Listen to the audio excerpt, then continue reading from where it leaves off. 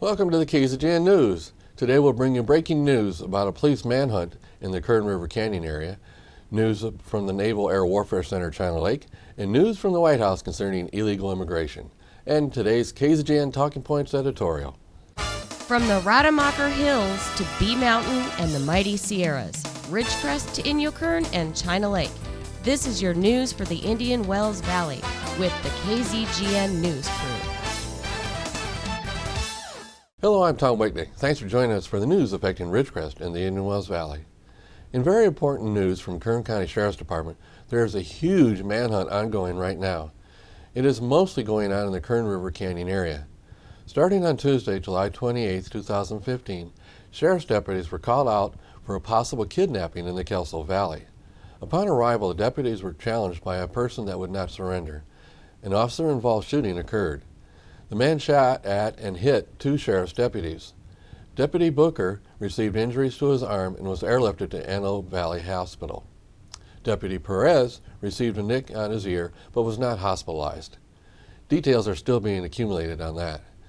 But it seems that somehow the man fled the scene, and now there is an all-hands effort to find this suspect. The suspect has taken off into the mountainous terrain in the Kern Valley area.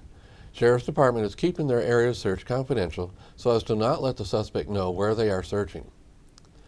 They believe the suspect may have survivalist experience or even be ex-military trained.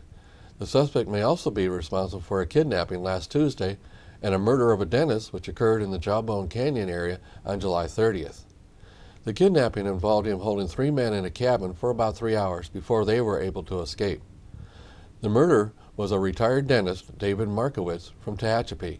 He was found murdered in a small cabin in Jawbone Canyon.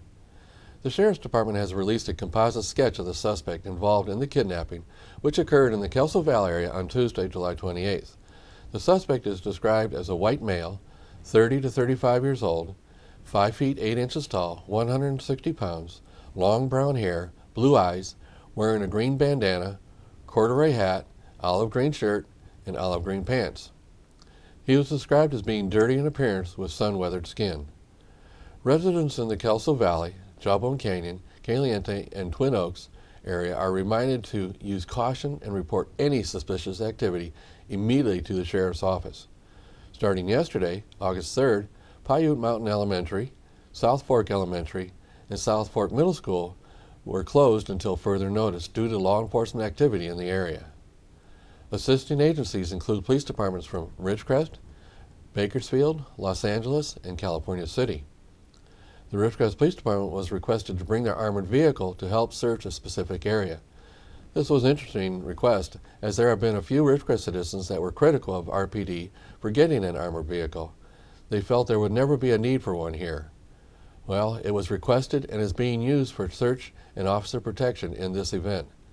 The RPD did provide that support and is still assisting the Sheriff's Department. If anyone sees a person matching the description of this suspect, they should immediately call the Sheriff's Office at 661-861-3110 or 1-800-861-3110. This suspect is considered armed and dangerous. Of course, for emergencies, dial 911. With more about illegal immigrants from the White House, it is being reported that the Obama administration is planning to expand a waiver program for illegal immigrants. This is a move that would allow even more illegal immigrants to gain legal status. This expansion is part of the executive action on immigration enacted by President Obama in 2013. This one created a waiver program that illegal immigrants could participate in if they had a spouse or parent who was a U.S. citizen.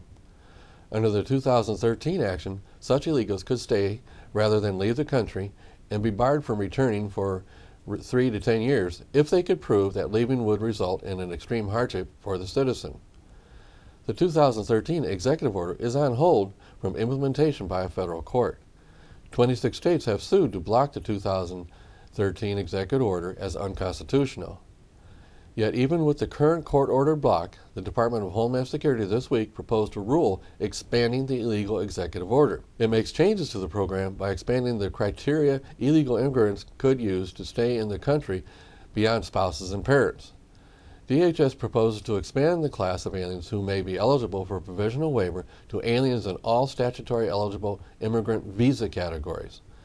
The proposal states The waivers protect illegal immigrants from being deported while they wait for visas and from the multiple-year ban from returning to the country for coming into the United States illegally.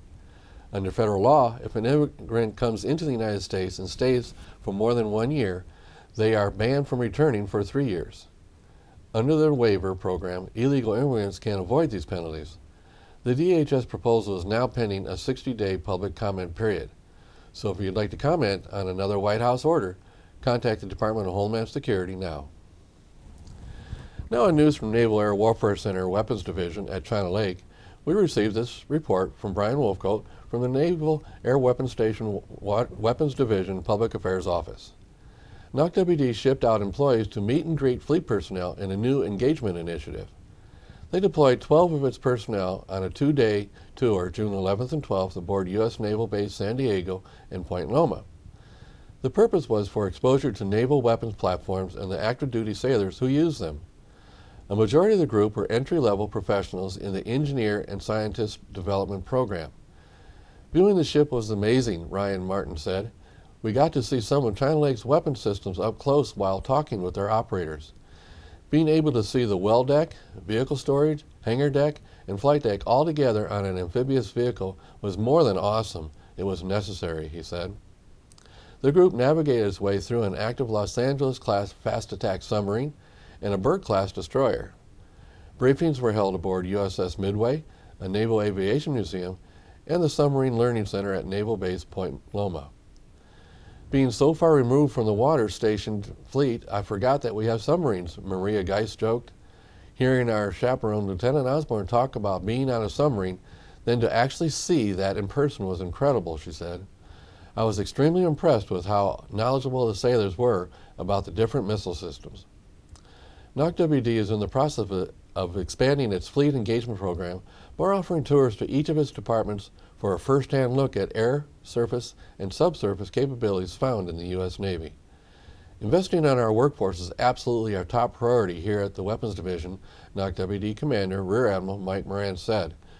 Providing our young professionals the opportunity to engage directly with the fleet is one of our most important investments. Continuing to foster this relationship as a strong bond between sailors and Marines and our talented workforce is essential to our ability to provide safe and effective weapon systems when and where required. The next tour is scheduled to embark in August. Now here's news from Cerro Costa Community College, submitted by KZGN field reporter Tanya Pyle. Cerro Costa has unveiled their new brand and logos. It is an all-new look for the college logos and brand messaging to align with their strategic goals and commitment to student completion and success. Why the new look? A branding survey was conducted during the spring semester to evaluate the effectiveness of our current logos and branding. Marketing manager Natalie Durrell said in a statement released Monday, "What we discovered is that many of those who completed the survey did not believe the logo accurately represented who we are as a college, and our branding was scattered." The results of the survey led the charge to create new logos that build on the value proposition and core offerings of the college. The shield, a symbol of stability, longevity, tradition, boldness, and confidence at Cerro Costa, represents the college's strong commitment to student completion. Whether it be one class, updating job skills, completing a certificate or degree, or transferring to a 4-year university, the college is dedicated to helping students realize their goals at Cerro Costa. Long a symbol of victory in Roman culture, the laurel leaves in the new logo exemplify student achievement and success. The college has been working hard to identify student achievement gaps and revising programs and services to help students reach their full potential. Cerro Costa's president, Joe Board, said, "Our new brand and logos are a celebration of preparation for Cerro Costa's continued growth as a college of first choice, while also honoring the institutional convictions and hard work that brought us here." The school's coyote mascot and athletic logos also received a fresh redesign. The project was funded by the CCCC Alumni Association, and an online store will be available soon with a comprehensive lineup of new logo wear and unique gear for purchase. Stay tuned for today's KZGN Talking Points editorial when we come back.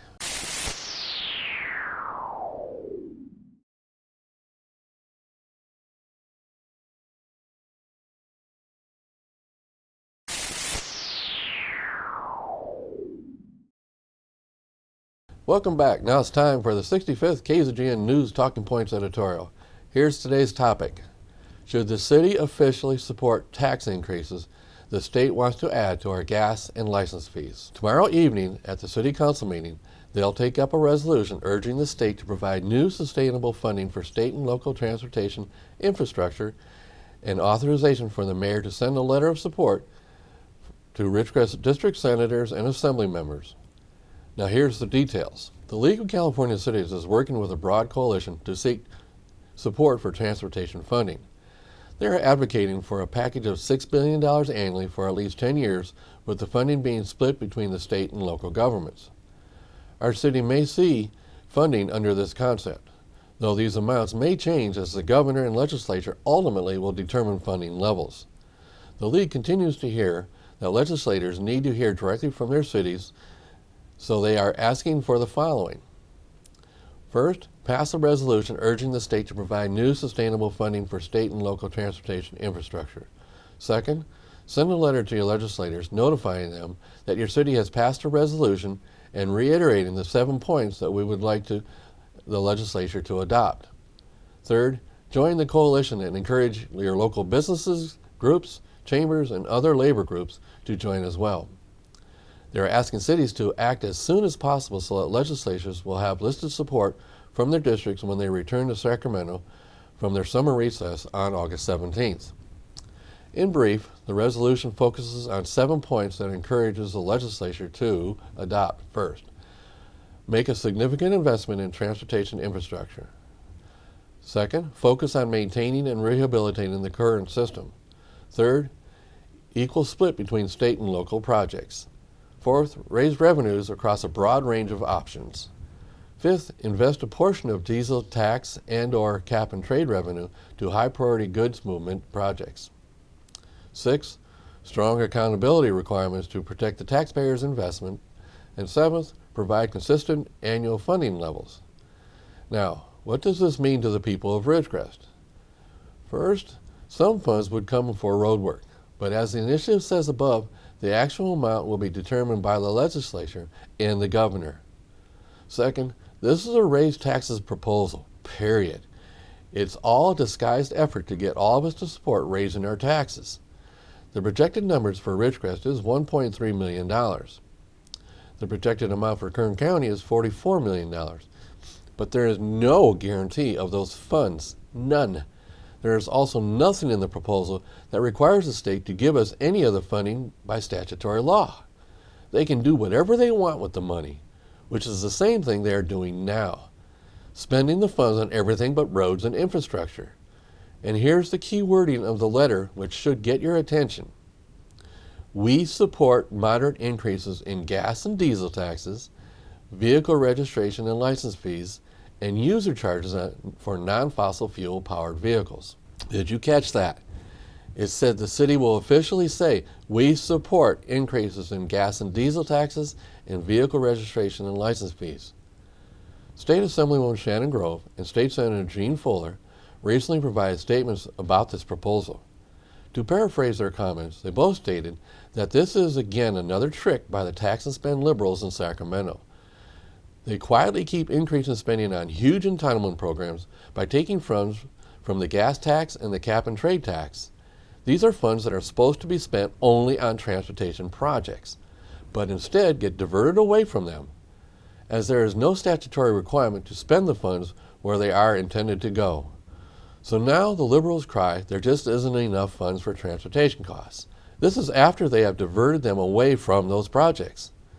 They do this because everyone supports funding to repair roads. So this is a quick and easy ploy to raise taxes, which is really enabling them to fund all their pet projects and entitlement programs. This is political trickery. If you have any opinion you'd like to voice about our city officially supporting raising taxes, you best plan on attending the meeting Wednesday evening. And there is nothing in this effort that would require the new funds to be only used for roads and infrastructure repairs. Stay home and say nothing, and you'll be assumed as supporting higher taxes. In conclusion, don't fall for this liberal trick to raise taxes. This is about priorities at the state level. This is about funding the majority's pet projects and other programs and ignoring roads on purpose. to get you to support another tax increase. Make sure our mayor and council knows your opinion on this. I'm Tom Whitnick, and that's what I think. I'd like to know what you think. If you have any comments about this editorial or would like to discuss or recommend a topic, I'd like to hear from you. Please email them to info@kzgn.net. Now stay tuned for weather and sports after the break.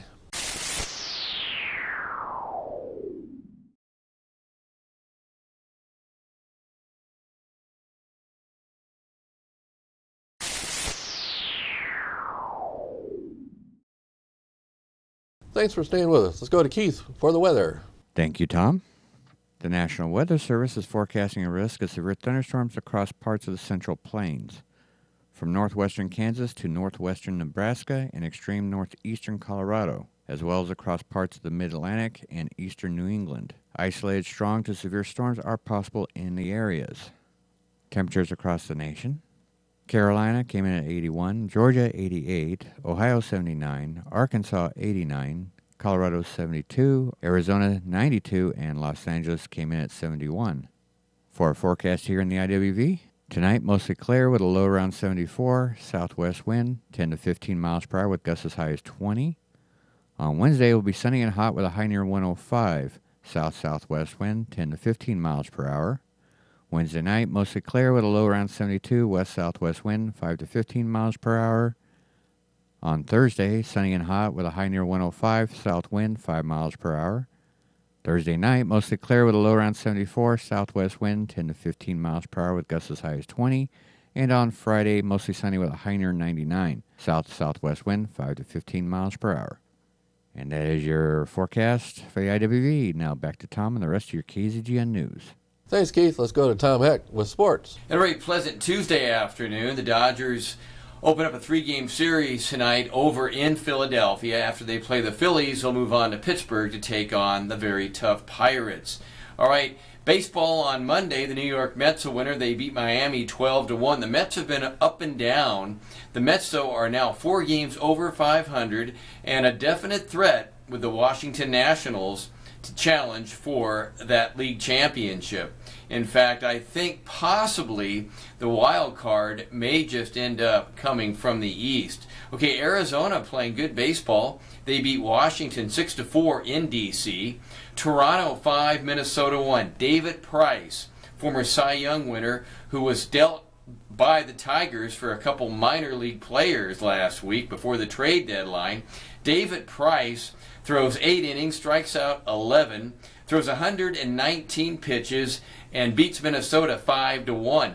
He got a standing ovation before the game, a sellout crowd in Toronto. He said the atmosphere there as good as he has seen it anywhere. He sounds like he's very happy north of the border.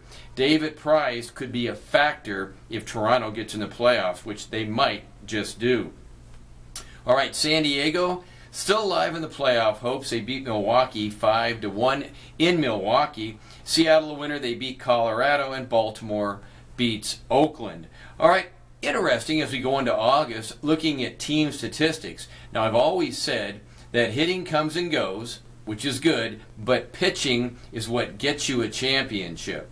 And no sooner than I say that I look at the latest statistics as we enter August. Now, the Detroit Tigers lead all baseball with a .276 batting average. They've hit 106 home runs. However, right now the Tigers would not make the playoffs if we started the playoffs tomorrow. The Tigers are under 500. In fact, they're 4 games under 500. Colorado, who has no chance to go anywhere but to the draft picks next year. Colorado, one of the worst records in baseball, a .272 team batting average, 117 home runs.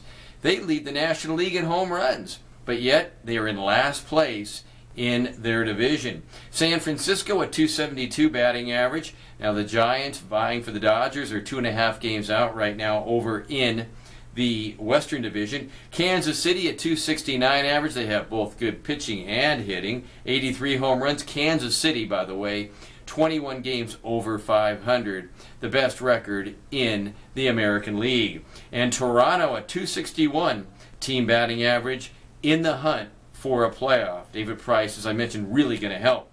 Toronto has hit 90 home runs. Okay, let's look at pitching. St. Louis, a 2.67 ERA. St. Louis, the best record in all of baseball. Pittsburgh, a 3.16 ERA. Pittsburgh, the second best record in the National League. The New York Mets with a 3.24 ERA, right on the brink of the playoffs. The Dodgers, the best team in the West, a 3.32 ERA. Oakland's the only one in this top group that won't be in the playoffs or not in the hunt for a playoff. The A's with a 3.40 ERA, their problem is errors. They lead baseball. They have the most errors of anyone, and they have struggled hitting the baseball when they've needed to. The Cubs, a 3.43 ERA, they are right in the hunt for a playoff. They are currently 8 games over 500. Joe Madden, in year number 1, former Tampa Bay manager, has done a really good job. Real quick, local sports. Burroughs High School opens up on the 28th against Palmdale here in town. Also be a freshman game that day. And Saracoso Volleyball, we'll have more about that as the days upcoming. They take on East LA on the 28th also. That's a Friday night at East LA. That's their season opener. Kim Young in year number 4 here at Saracoso with volleyball. That's your sports for this Monday going on to Tuesday. I'm Tom Heck for KZGN. So that's some news for today. All of us at KZGN-TV know you have a choice in what you watch for your news. Well, thank you for choosing us, KZGN-TV, Ridgecrest's only locally owned community TV station. Coming up next, Ridgecrest Talk.